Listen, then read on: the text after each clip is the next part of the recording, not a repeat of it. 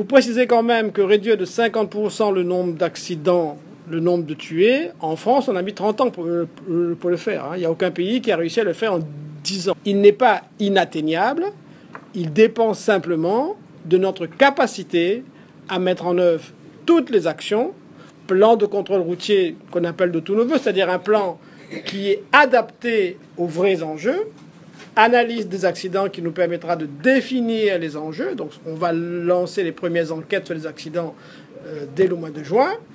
En fait, si vous voulez, pour chaque accident, on met une équipe de 4 personnes de disciplines différentes et ils vont analyser l'accident. L'accident, en fait, c'est une histoire. Donc, ils vont travailler sur l'histoire. Qu'est-ce qui a conduit à l'accident? Et une fois il y a une méthode pour ça. Ils ont été formés pendant 6 jours. Et la formation se poursuit avec les premiers cas. Et donc, il y a une méthode pour analyser un accident. Et cette méthode permet de comprendre les mécanismes. Aujourd'hui, on sait qui, on sait où, on sait quand, on ne sait pas comment. L'analyse des accidents, c'est indépendamment de la responsabilité, qu'est-ce qui s'est passé et quels sont les facteurs d'accident. Donc je pense que d'ici quelques mois, après les premières enquêtes, on pourra vous donner une meilleure idée de ce qui se passe à l'île Maurice en termes de mécanismes de dysfonctionnement du système.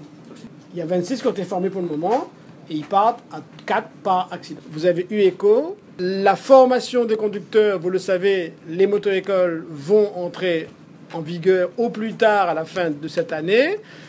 En même temps, nous avons en cours le recyclage de tous les moniteurs auto-écoles et la réforme complète du système, les 3 textes sur la conduite automobile à Maurice, régulation sur les auto-écoles, sur les instructeurs et sur les élèves vont sortir. Donc c'est un nouveau système, la création de centres poids lourds.